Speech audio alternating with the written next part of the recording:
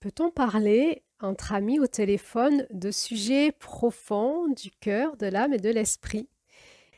Eh bien, avec Julie, nous avons tenté de vous en faire la démonstration en créant ensemble ce nouveau chapitre de ce roman audio en commun. Et oui, et c'était avec curiosité de cette nouvelle forme de créativité et finalement grand plaisir que cela s'est fait. Et alors, de quoi Noura et Adeline ont-elles parlé au téléphone? Eh bien, du chemin de femme christique, bien sûr. Mais dans ce chemin, vous verrez qu'il y a des mystères qui sont venus les chercher à travers des symboles qu'elles aimeraient explorer. Et vous verrez vers où mène cette conversation. Ah! Alors, en route, suivez-nous. Hello, hello, bonjour tout le monde, bonjour Julie. Bonjour Claire-Lise. Ah, les amis, on est vraiment contents de vous retrouver tout le long de cette année 2025 sur notre podcast qui s'appelle. La femme christique, le courage d'une reine. Et oui, c'est un roman audio que l'on co-crée ensemble, toutes les deux, avec Julie, tout le long de cette année, sur ce sujet ô combien mystérieux de la femme christique. Mais alors, qu'est-ce que c'est la femme christique? Eh bien, pour le découvrir, abonnez-vous et écoutez les audios.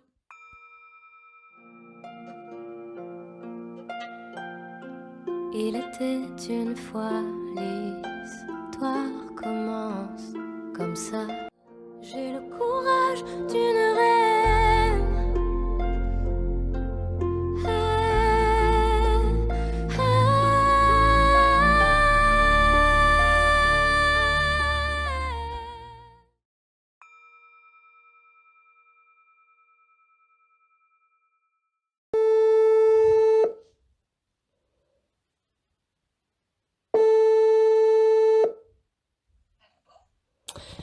Allô? Ah, Oui. ah, je t'entendais pas, Nora, c'est à deux. Ah, salut Adeline, ça va? Et ouais, je te dérange pas, j'avais envie d'avoir tes nouvelles, là, ça fait un moment que je pense à toi, et ce soir, j'avais un petit moment. J'avais envie d'avoir de Et tes non, tu nouvelles. ne me déranges pas, tu tombes. Ah, super! Bon alors, figure-toi Noura que tu me manques, je pense souvent à toi et et du coup, je me demande comment tu vas là après notre pèlerinage? Ah ben écoute, moi aussi je pense souvent à toi. Figure-toi que j'ai pensé à toi, je suis allée au Sainte-Marie de la Mer, euh, et en arrivant il y avait cette croix des Saintes Maries. Et voilà. Et donc, ça m'a fait vraiment repenser à quand je t'ai vu de loin, en fait, je te voyais de dos avec ton sac à dos parler avec ce couple. Et sur ton sac, j'ai vu la croix, en fait, la croix des Saintes. Et c'est ce qui a fait que je me suis rapprochée de toi et de vous. Et du coup, voilà. Et du coup, j'ai pensé à toi et ça m'a fait sourire en arrivant au Saintes. Et puis, je me suis dit que cette croix, en fait, qui avait toujours été à côté de chez moi, parce que j'habite à Arles et que j'avais jamais finalement considéré. Voilà, c'était la croix de Camargue et puis pas plus, quoi. J'accordais pas d'importance à cette croix.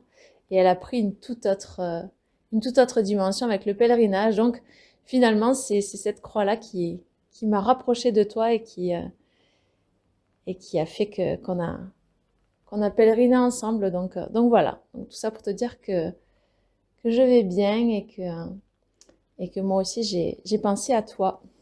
Voilà. Et toi, ça va? Bon, moi ça va actuellement, je suis assez tendue là, il y a plein de sujets qui me mettent la pression et je suis assez nouée là dans mon corps. Moi, je t'en parlerai plus tard si tu veux.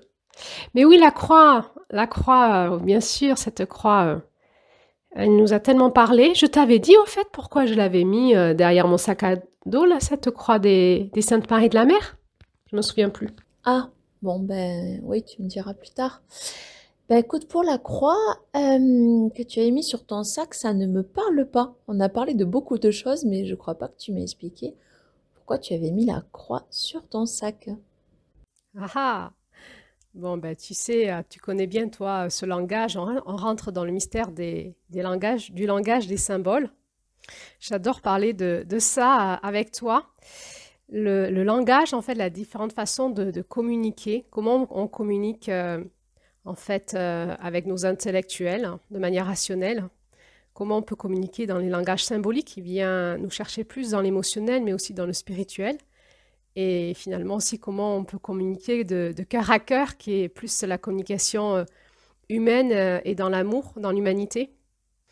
Tu vois, ça m'évoque un petit peu quand je lis les évangiles, le message de Jésus, où je l'ai ressenti aussi, tu sais, quand j'ai regardé dernièrement cette série The Chosen, qui est donc cette série qui parle cette série américaine là qu'ils ont fait, qui parle de l'histoire de Jésus.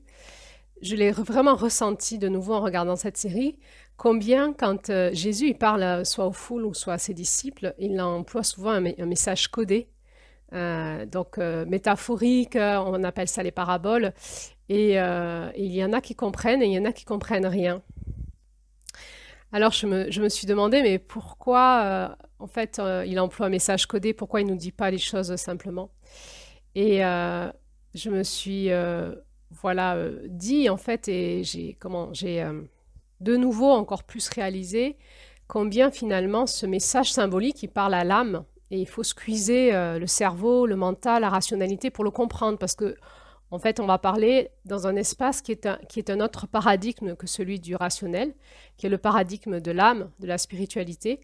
Et ce langage, le langage de l'âme, c'est un langage symbolique. Pourquoi il est symbolique? Eh bien parce que c'est une autre langue. C'est comme si, en fait, par exemple, un langage symbolique, par exemple, le langage des mathématiques, c'est un langage symbolique qui nous parle de quelque chose et qui n'est pas le langage de la psychologie, par exemple. Et en fait, j'ai réalisé que dans la spiritualité, le langage symbolique, ça nous parlait de quelque chose, de la langue d'un pays, celui de l'âme, et que si on n'avait pas ce langage, on ne captait pas en fait les enseignements spirituels. Donc on pouvait finalement faire des dogmes, des pratiques, des religions, mais c'était pas ça du tout. Et finalement, Jésus, il parle un langage symbolique parce qu'il parle à l'âme, il parle pas d'une religion, il parle de quelque chose qui est en lien avec la spiritualité.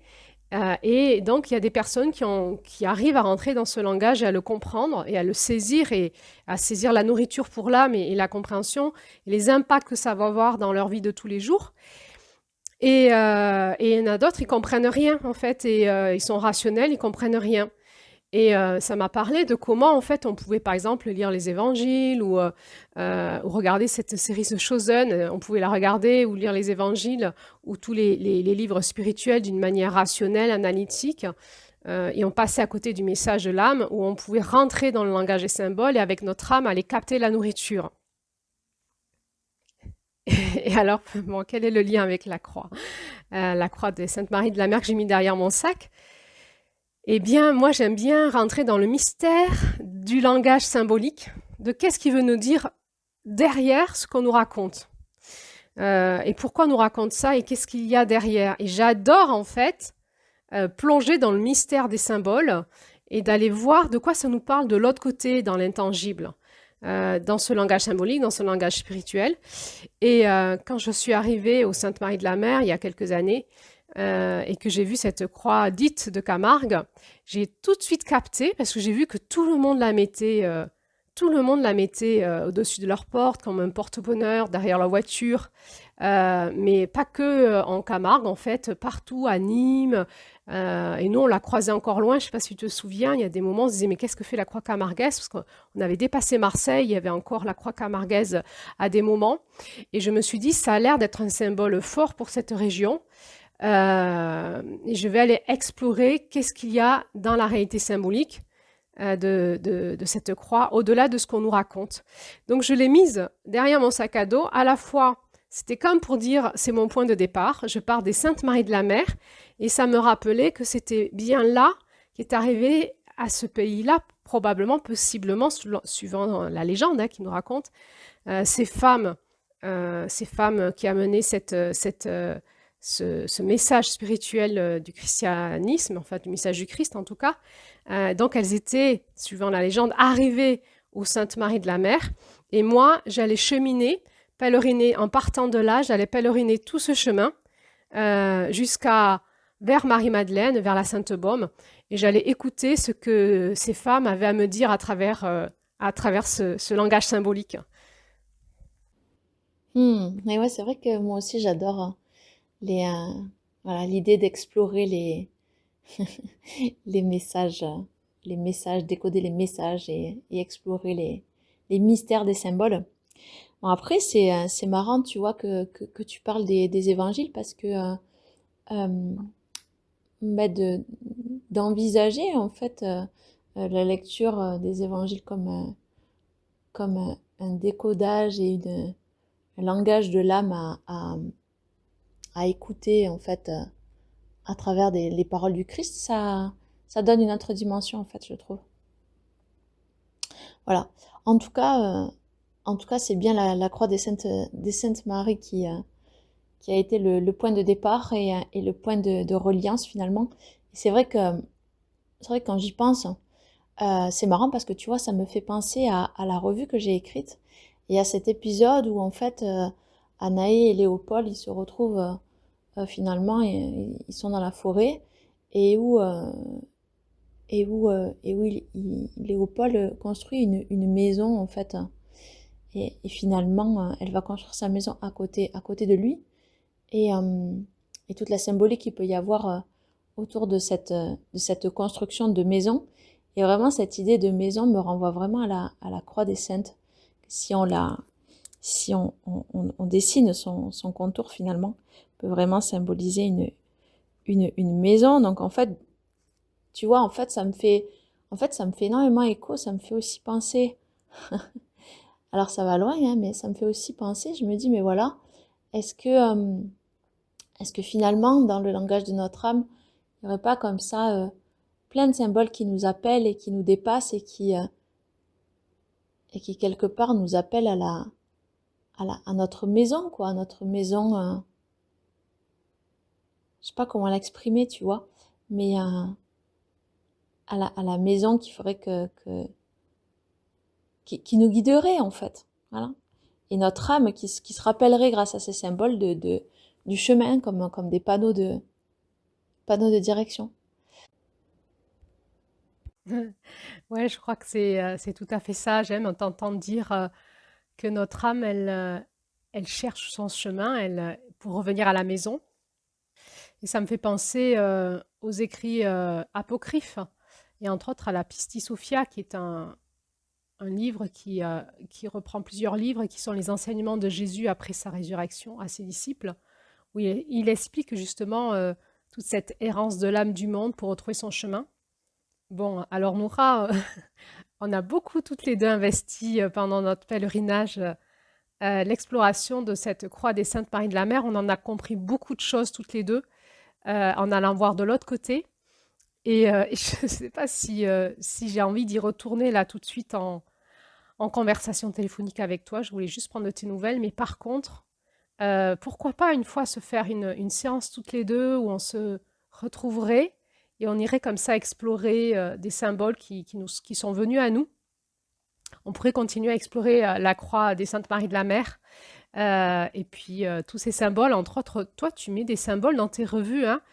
Par exemple, tu nous as parlé du jasmin, de l'abeille, de la fleur de lotus. Bien sûr, tu nous as parlé du sceau de Salomon. Et d'ailleurs, j'avais beaucoup aimé quand, en note, à la fin de la revue, tu avais donné une forme de décodage que tu avais eu sur le sceau de Salomon. Et moi, ça m'a beaucoup aidé ensuite dans ma vie. Et pourquoi tu n'irais pas comme ça décoder ces symboles que tu as reçus cette année et nous les mettre aussi en fin de revue pour qu'on puisse peut-être rentrer dans ce décodage symbolique, entre autres du jasmin, de la fleur de lotus et de l'abeille, et quel lien tu en fais avec l'énergie christique. En fait, ça m'évoque plein de choses que tu viens de dire sur cette maison, que tu as reçu l'information, je me souviens ce jour-là où tu as reçu l'information, où tu as dessiné, tu as tracé ces traits autour de la croix des Saintes Maries de la Mer, et tu m'as montré que ça faisait une maison. Et Et c'était fort ce ressenti de qu'est-ce qu'on a à en comprendre. Et moi, l'exploration que j'en ai fait derrière, c'est toujours en lien avec l'énergie du féminin christique, hein, qui est incarner l'énergie du Christ dans la matière sur Terre. L'incarner, le devenir, se laisser féconder par cette énergie christique et le devenir. Et pour moi, cette maison qui est autour de la croix des Saintes Maries de la Mer, c'est en filigrane quelque part. Elle n'est pas visible, elle est en filigrane. C'est comme nous dire, si vous mettez l'amour dans votre utérus, il faut ensuite lui donner naissance et le devenir. Et cette maison, pour moi, si c'est une maison de l'âme, c'est la maison sur Terre. C'est comment notre âme, à travers notre féminin christique, elle peut devenir dans son incarnation, c'est-à-dire à travers ce corps, cette terre, cette matière et sa vie sur Terre, devenir l'incarnation de l'amour et le donner à la terre. Et pour moi, il y a une double énergie dans l'âme. Et c'est pour ça qu'elle s'incarne et c'est un mystère. C'est qu'à la fois, elle a besoin de retrouver son chemin vers le ciel et qu'à la fois, pour le retrouver, elle a besoin de trouver son chemin sur la terre. Et pour moi, c'est en lien avec l'énergie, la dimension que nous donne le sceau de Salomon, de ces deux énergies combinées qui au centre vont donner l'amour.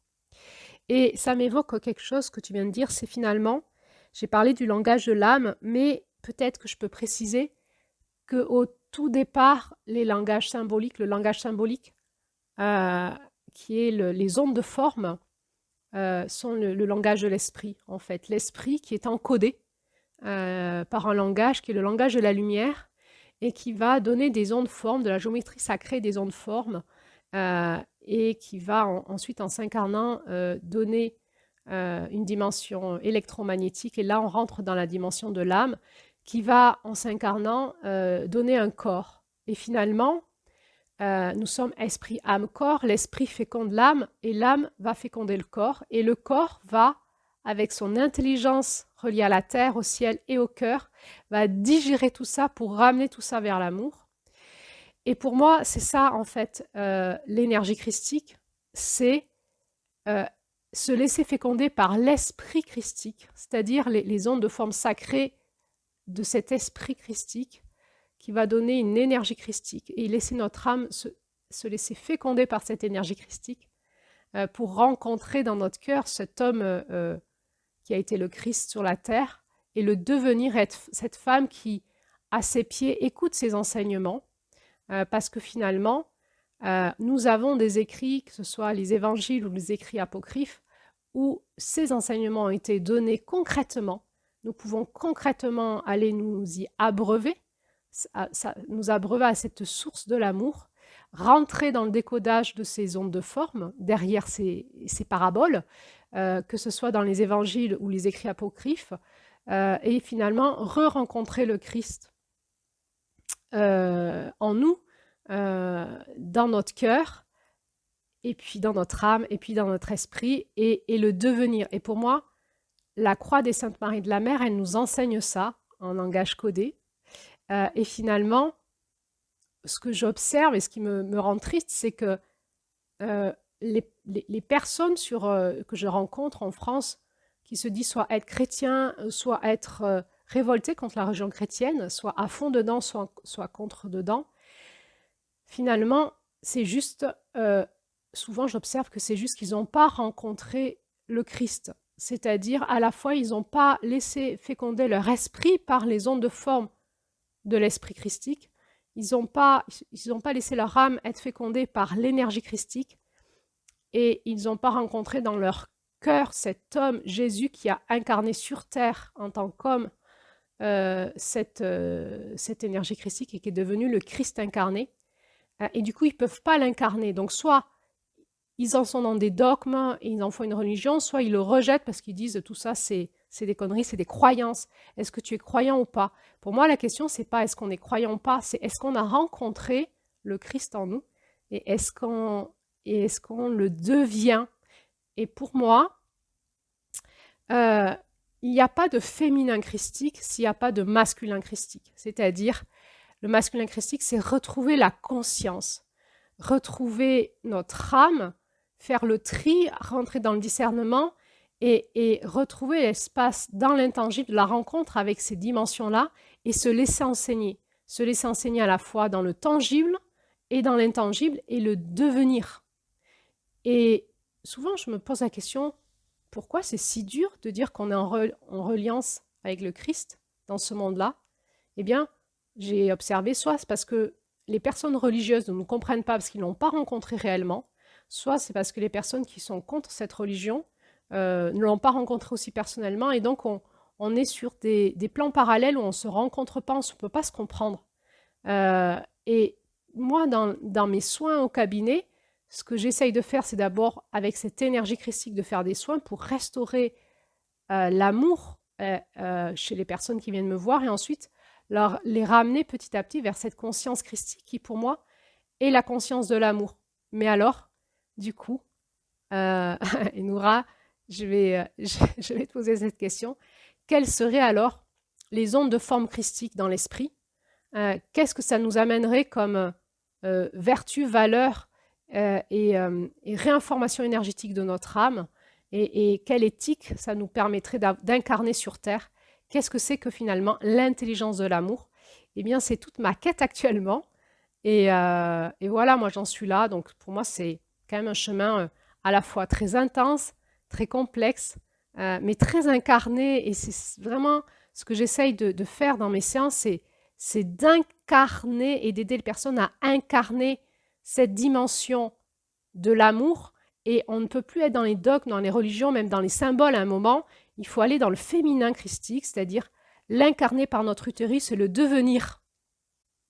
Bon, voilà, j'ai fait ma tirade là. Je crois que c'était mon cœur qui avait besoin de poser tout ça. Tu sais quoi, Noura? Ça me rappelle la fin de notre chemin. Tu te souviens, on est arrivé à la fin de notre chemin de pèlerinage et on a eu plein de symboles qui nous ont été donnés, dont le symbole de la rose.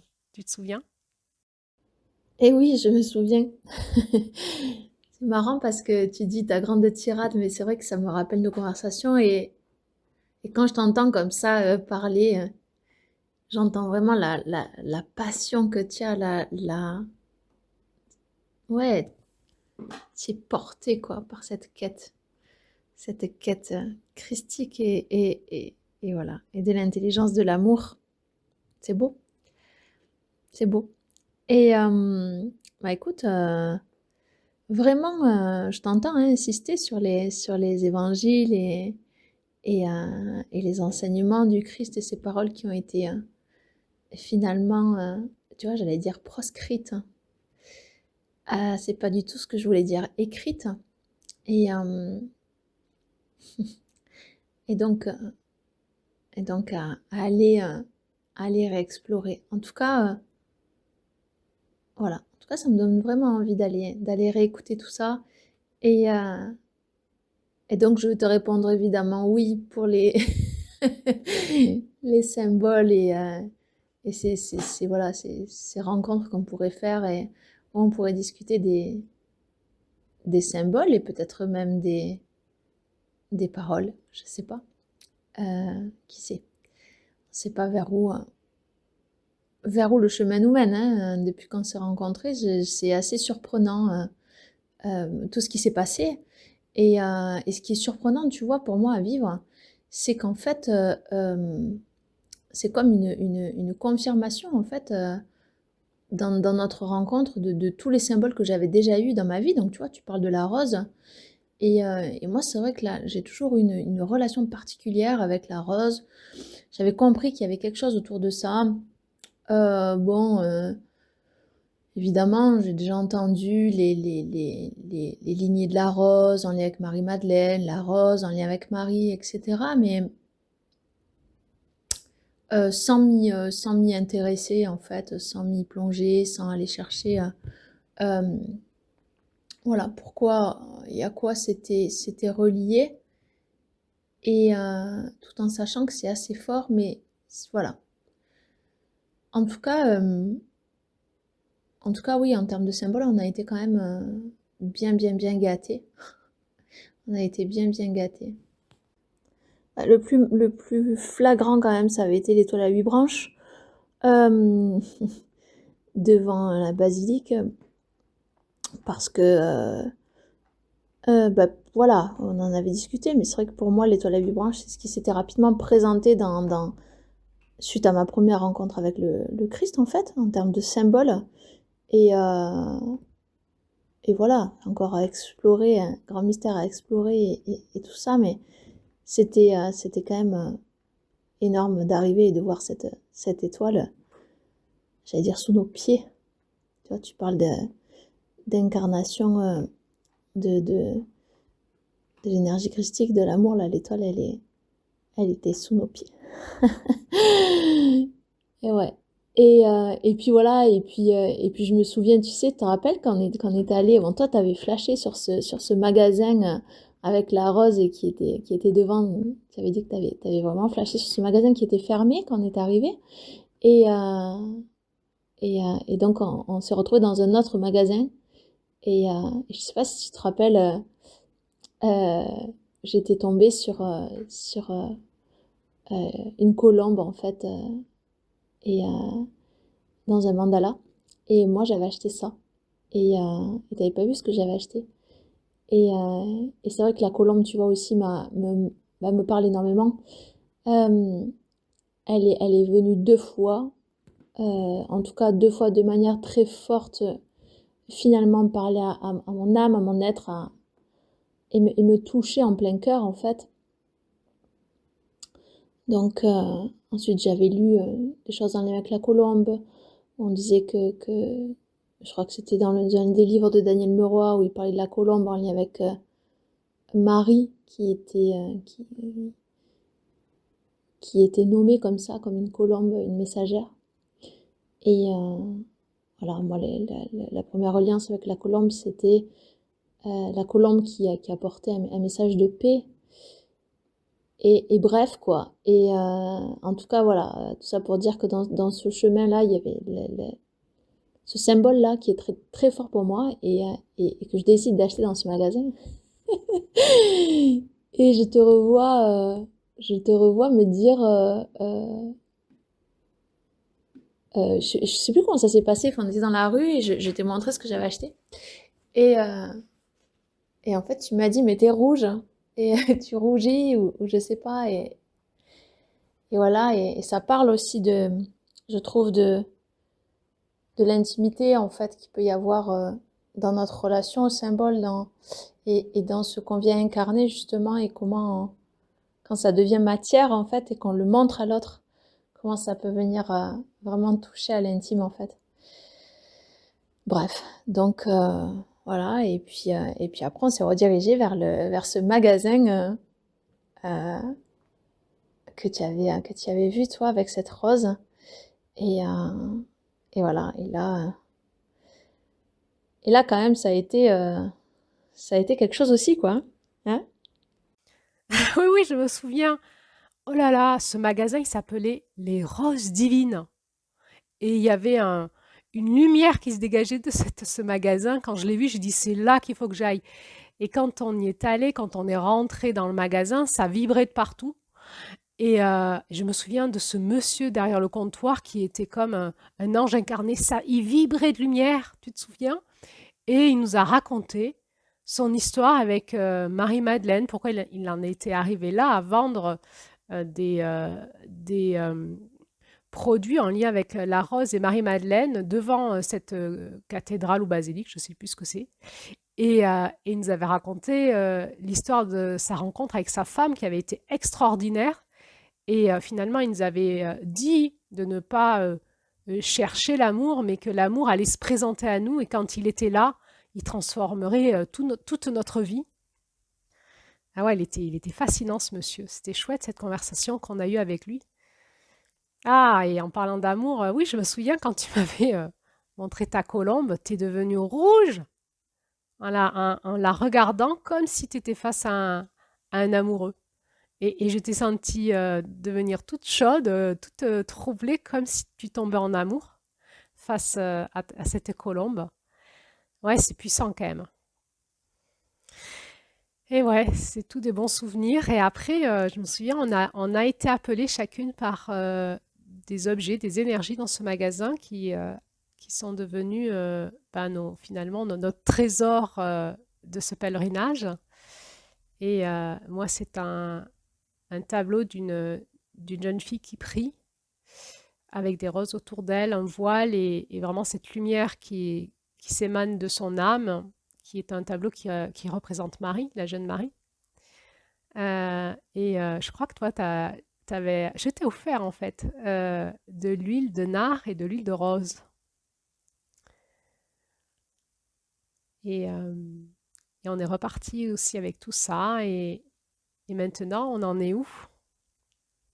Avec ces symboles, comment on communique avec, comment on va les rencontrer dans notre esprit, dans notre âme, et comment on les incarne. Tu en es où, toi, Nora, aujourd'hui, avec le nard, la rose, la colombe, l'amour? Ouais. euh, alors, tu vois, je suis vachement touchée en fait parce que tu me renvoies. C'est-à-dire que quand tu me dis oui, c'est comme si tu étais face à un amoureux, que tu tombais en amour devant cette colombe, mais c'est exactement ça en fait.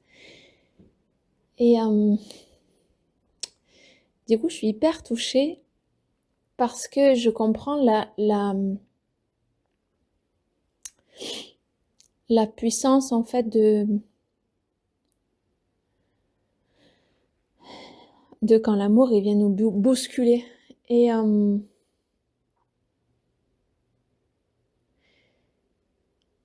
j'ai pas les mots pour le dire. Donc, mais par contre, ça me fait faire le lien avec le nard et la rose. Bah oui, je me rappelle cette boutique avec ce monsieur qui nous a raconté cette histoire incroyable avec la rencontre de sa femme, qui lui est finalement cette rencontre qu'il n'a pas cherchée, effectivement. Et, euh, et, euh, et oui, tu m'as offert le nard et la rose, alors où j'en suis, donc ces huiles, et je me rappelle très très bien en avoir mis une sur mon poignet, et il me présentait le nard, ce monsieur donc, et je lui ai dit, mais de ce côté, parce que de l'autre, j'ai mis la rose. Et il m'a dit, mais c'est ça, faut les mélanger. Et en fait, quand j'y pense là, je suis très touchée parce que j'ai cassé le nard et j'ai cassé le flacon de nard et en fait, je n'arrive plus à mettre la rose toute seule. Et donc, ça me parle en fait de ce que tu disais au début. C'est-à-dire que si on n'a pas cette reliance au masculin, ben, on peut pas incarner le féminin. Et j'avais pas compris, mais je crois qu'en fait, dans le mélange de ces deux huiles, ou finalement qui me fait joindre les mains en fait, il y a quelque chose qui se passe aussi de l'alchimie en fait, quelque part, de manière symbolique entre le masculin et le féminin en tout cas. Là tout de suite, c'est ce qui me vient en fait en te parlant. Voilà, ce que j'ai compris, c'est que le nard me permettait en fait d'aller rencontrer la rose. J'explique pas plus pour l'instant. C'est vrai que la rose, c'est un symbole fort qu'on retrouve partout finalement et qui est assez universel dans la dimension d'amour en fait. Et on offre souvent des roses pour dire beaucoup de choses. En tout cas, il faudrait que j'aille explorer ça. Ouais. Que je peux sentir seulement si elle est en lien. Et tu vois, je pense par rapport au nard, est-ce que c'est pas... le nard, il était utilisé du coup pour les rituels de mort avant. Et voilà, à la fois pour les personnes qui mouraient, à la fois pour les personnes qui étaient là pour aider au passage. Et puis, il est dit que Marie-Madeleine, elle a oint les pieds de Jésus avec du nard.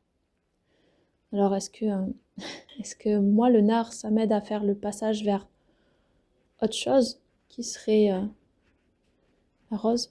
Et, euh, et qu'est-ce que la rose? Est-ce que c'est l'amour? Waouh, c'est puissant ce que tu exprimes, Nora. Bon, ben, en tout cas, moi, ça va m'inviter à explorer tout ça et à vraiment y aller.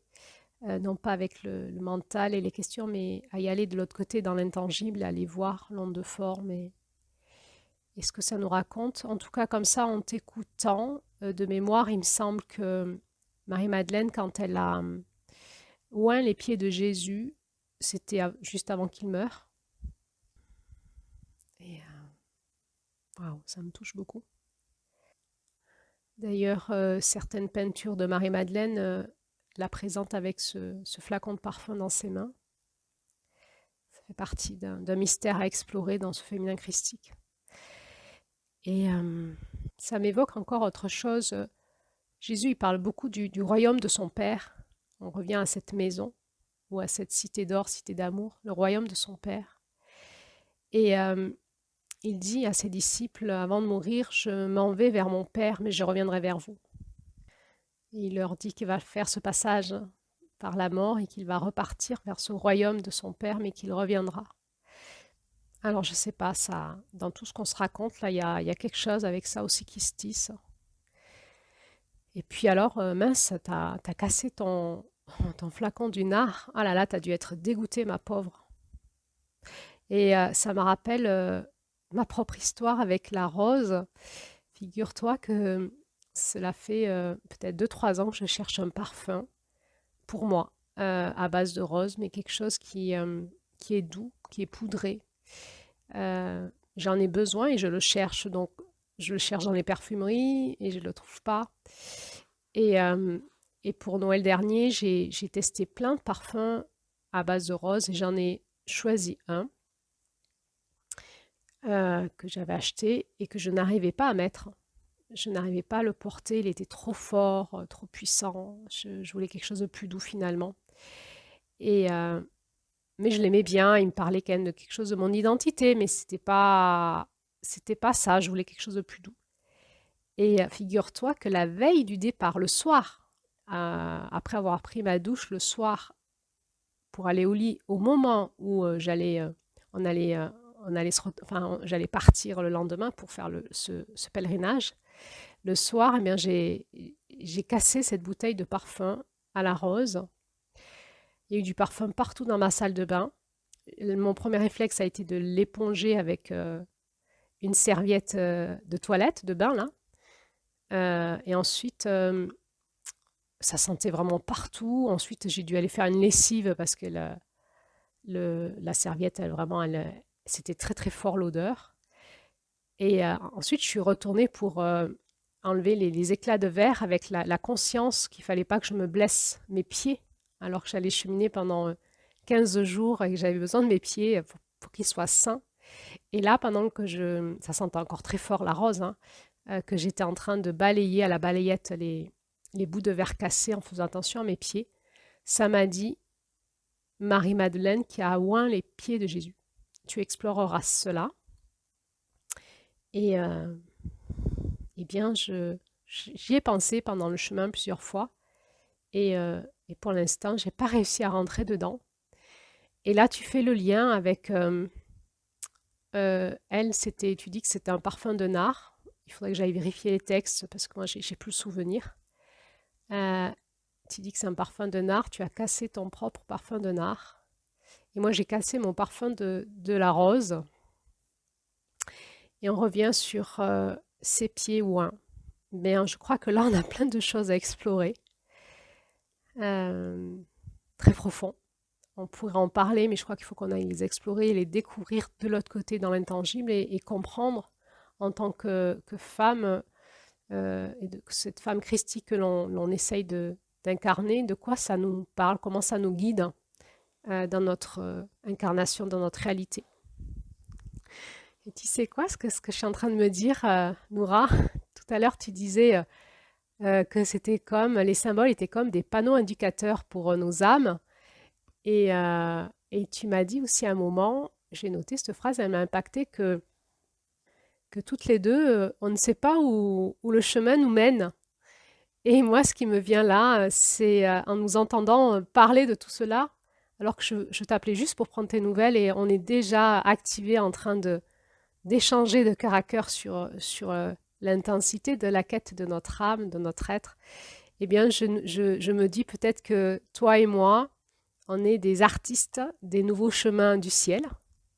Peut-être qu'on va pouvoir créer ensemble euh, une facilitation à ces accès-là, aux accès des langages de l'âme, de l'esprit, et à peut-être accompagner avec ces panneaux indicateurs des âmes vers ce chemin christique, dans ce chemin christique, vers leur propre maison. Qu'est-ce que t'en penses? C'est sympa, hein? Les artistes des nouveaux chemins du ciel. Adeline, les artistes des chemins du ciel, des nouveaux chemins du ciel. C'est beau, c'est beau. Ouais, ouais, dans cette quête et ces panneaux indicateurs à suivre la piste. Et puis,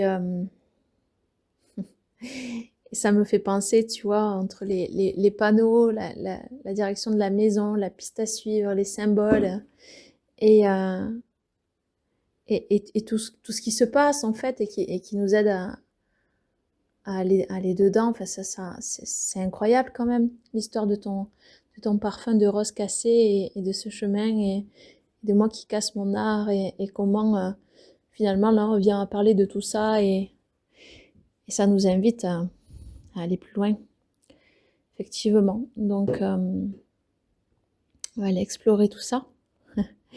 Et tu sais, aujourd'hui, c'est marrant la vie parce qu'aujourd'hui, j'ai relu quelque chose que j'avais écrit et qui me fait penser en fait à ce chemin, peut-être des artistes des nouveaux chemins du ciel. Je vais le lire du coup. Alors ça s'appelle, hein, puisque sur le chemin, en plus, là ce mois-ci, on est en lien avec la grande femme qui marche. Tu sais, ce conte, on en avait parlé, hein, des 13 mères originelles. Eh bien, donc j'ai relu ça, ce petit texte qui s'appelle Empreinte. Se donner la main, c'est s'emprunter l'un l'autre. Laisser une empreinte invisible et visible de ce qui s'est créé dans le chemin commun. Il y avait cette phrase, peux-tu t'aimer au-delà de tes limites?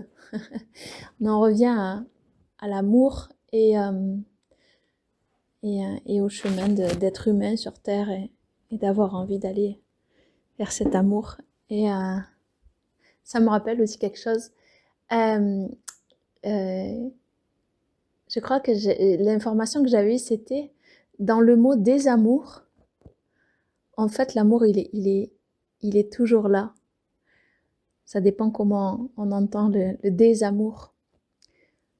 Voilà. Dans le mot désamour, il y a un amour qui est multiple, multiplié. Bon, voilà, bon, il semblerait qu'il y ait beaucoup de passages à faire. Écoute, en tout cas, je sens que c'est quand même challengeant tout ça, mais je suis profondément en gratitude d'avoir croisé ton chemin et de le continuer ensemble. Voilà, Adeline. Ouh là là, Noura. Bon, tu m'enverras la phrase là par texto parce que ce texte-là, parce que il va falloir que je le réécoute. Ouais, avec mon cœur, c'est puissant, c'est beau. Et oui, moi aussi, je suis, je t'ai souvent dit, hein, mais je suis complètement bluffée et en gratitude qu'on se soit rencontrés pour de vrai et de voir qu'on a envie de continuer ensemble ce chemin de sororité, de s'entraider entre sœurs de chemin, entre femmes, avec ces quêtes, nos talents et nos dons chacune et cette quête commune et cet amour dans la sororité. Et c'est fort. Et tout ça, ça va se tisser et se construire pas après pas. Et bien sûr fortifié par ce ciment, ce liant qui est l'amour, qu'on peut aussi se donner l'une à l'autre dans l'amitié, dans la sororité. Ça me touche tout cela, m'évoque aussi une dernière chose. Dans les écrits apocryphes, on voit que probablement Marie-Madeleine, elle a une place particulière auprès de Jésus, et certains disent que c'était sa première disciple, sa première apôtre, la première apôtre. Et en fait, ce que j'en comprends, c'est que peut-être que nous, les femmes, on a, de par notre énergie naturelle et émotionnelle et neurologique et hormonale, et on a peut-être plus de facilité à capter le langage des symboles, de l'émotionnel, de la spiritualité, de l'âme. Et c'est peut-être plus difficile pour certains hommes, parce que je pense qu'il y a des hommes qui ont accès aussi à ce langage-là, des hommes plus philosophiques, spirituels, mais d'autres sont plus rationnels, et c'est aussi, à mon sens, la façon dont les hormones agissent sur le cerveau. Et, et voilà, donc ce féminin christique, il n'y a pas de féminin sans masculin, et en même temps, une fois qu'on a le masculin, on est invité à aller plus loin avec ce féminin, et on est en quête toutes les deux, en exploration. Et à la suite de Marie-Madeleine, j'ai un petit peu regardé, commencé à explorer cette dynamique de la rose, et avec la sensation que Marie-Madeleine, elle est quand même bien planquée dans l'intangible. Pour qu'on la trouve, c'est soit on projette sur elle plein de choses, soit on se fait happer par des énergies qui ne sont pas du tout elle et qui racontent beaucoup de bêtises. Et finalement, elle m'a montré comme ça, dans le symbole, elle m'a dit, regarde, une rose, ça c'est feuille, pétale après pétale, tu l'enlèves, et tu vas arriver au centre de la rose. Au centre de la rose, c'est le cœur. Au cœur, j'y suis. Je suis au cœur de la rose. Il y avait vraiment cette idée dans ce féminin christique de se dépouiller de tous ces apparats dans le cœur, de ce qui pourrait être du faux amour, mais aussi, pétale après pétale, c'était comme un voile qu'elle me montrait qu'il fallait enlever, et voile après voile, se dévoiler pour aller dans cette puissance du cœur de l'amour, du féminin amoureux, ou du féminin qui reçoit dans son cœur l'amour et qui va féconder son utérus avec. Et c'était puissant. Alors voilà, j'ai rentré dans l'exploration de ce chemin. Je pense que ça va bien me bousculer dans mon humanité, et je le suis déjà. Je t'ai dit en début d'appel là, que j'étais pas très bien actuellement. Je suis pas mal bousculée dans ma conscience, dans mes émotionnels. Je prends beaucoup aussi conscience de mes façons de fonctionner, que je voyais pas encore, qu'il faut que je change, qui sont pas très faciles à vivre pour les autres. Et j'ai vécu aussi toute une période où tous les jours, quand j'allais dans cet espace de l'intangible, retrouver Jeshuan, tu sais, avec mon carnet intime, là, je t'en avais parlé de ce journal intime que je faisais cette année. Eh bien, en ce mois de novembre, en fait, il m'a beaucoup posé la question, de Lynn, est-ce que tu veux être une disciple de l'amour? Est-ce que tu veux être ma disciple? Est-ce que tu veux être une de mes apôtres? Et si oui, acceptes-tu l'amour dans ta vie? Et je me suis aperçue que c'était pas simple de dire oui. J'ai résisté un long moment, je faisais des allers-retours dans les oui, non. J'ai découvert en fait plein d'aspects de moi-même qui disaient non à l'appel de l'amour du Christ. Et j'ai fait le pas finalement, le grand oui, j'ai fait le saut à travers la croix, en fait, à travers le cœur de la croix, traverser, laisser mon ego se crucifier à la croix, et traverser dans le cœur du Christ pour aller dans ce monde de l'amour. Et depuis, je suis quand même bien traversée par la conscience et l'appel urgent de changer de façon de fonctionner. Et et d'aller feuiller pétale après pétale mon cœur pour aller rencontrer l'amour au fond de moi. Voilà. Eh ben, c'est courageux d'avoir dit oui. Merci pour le partage de ce que tu as transmis, Marie-Madeleine, et de ces voiles et de cet effeuillage. Donc, on dirait un peu que le cœur s'amuse à être tantrique. Bon, c'est mon côté canaille, ça. Bon, en tout cas, Adeline, ça m'a fait plaisir de t'avoir eu au téléphone et je te souhaite une bonne suite avec ce saut du cœur que tu as fait et ce monde de l'amour, cette cité d'amour. Et écoute, on se rappelle bientôt du coup. Et qu'est-ce que je voulais te dire? Ah, j'ai oublié de te dire quelque chose, il me semble. Ah, c'est ça que je voulais te dire. Il y avait autre chose aussi aujourd'hui qui était là. C'était bon, voilà, de temps en temps, je fais des petits dessins pour m'amuser, pour me détendre, et ça me fait du bien. Et tu sais, voilà, j'ai des petits messages, des petites phrases des fois pour m'aider sur le chemin. Et j'avais eu cette phrase il y a un moment et du coup, en dessinant, elle était de nouveau là et c'était « Partout où tu décides d'aimer, l'amour t'attend ». Voilà. Waouh! Partout où tu décides d'aimer, l'amour t'attend. Eh bien, Nora, merci pour autant de nourriture du cœur, de l'âme et de l'esprit que tu nous offres. J'ai hâte de recevoir la revue de novembre, là, bientôt. Je te souhaite bon courage pour écrire celle de décembre. Et j'ai hâte aussi de la recevoir aux alentours de Noël, probablement, peut-être. Et là, il faut que, ben oui, on se rappelle. Là, il faut que j'y aille parce que je vais voir un film au cinéma, là. Il ne faut pas que je tarde. Ah, mais d'ailleurs, tu veux pas venir? C'est à Nîmes, c'est à mi-chemin entre chez toi et chez moi.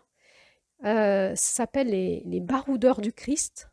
C'est l'histoire de prêtres qui partent au fin fond de la terre pour amener ce message christique.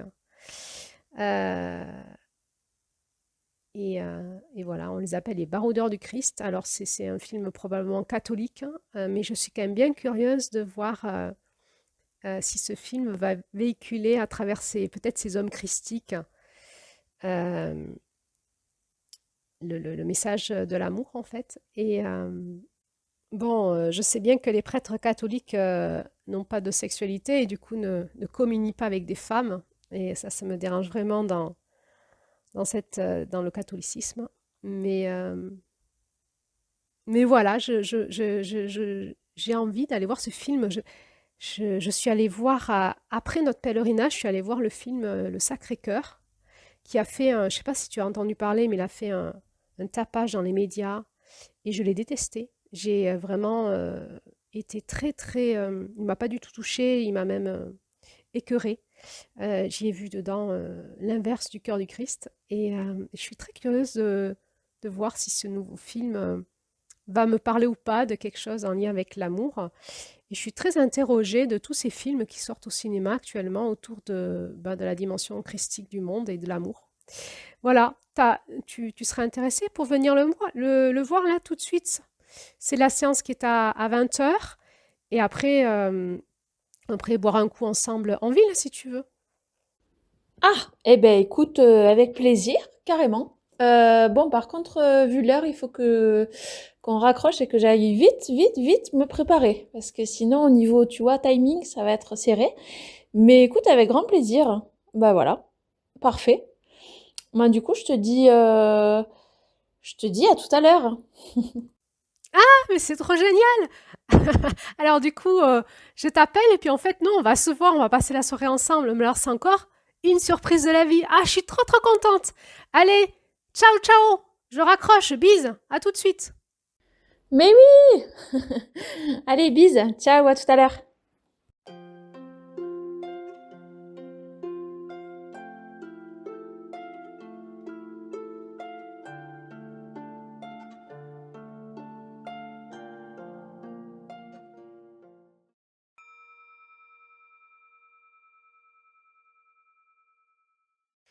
Eh bien, les amis, comme vous le voyez, la quête sur le chemin de la femme christique ne se finit pas. On a l'impression que quand on a l'impression de bientôt arriver à la fin du chemin, il y a de nouvelles portes qui s'ouvrent et des portes à l'intérieur des portes. Et ça va être une exploration, une aventure probablement merveilleuse au centre de l'amour. Eh bien oui, et après les 1001 nuits, peut-être qu'il y aura les 1001 portes de la cité d'amour, qui sait. Ah ah!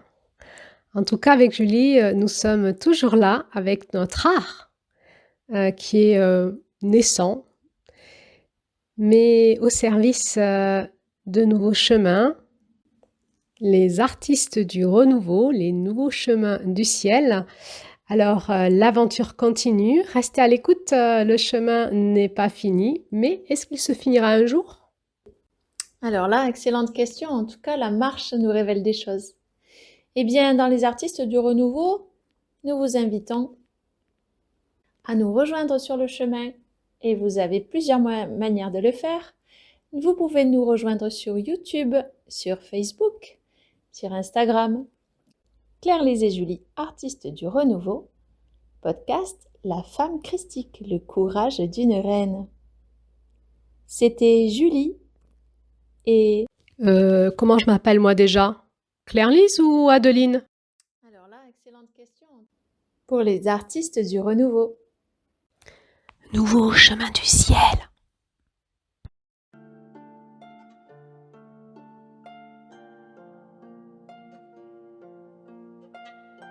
J'ai le courage d'une reine.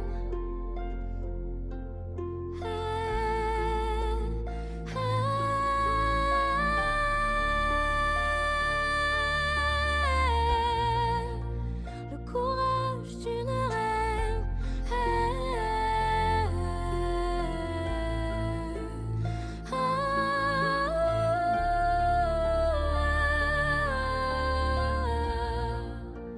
Le courage d'une reine. Il était une fois la vie nous brûle parfois. À chaque éclat de rire, j'ai gravé ton sourire. Rien que pour moi.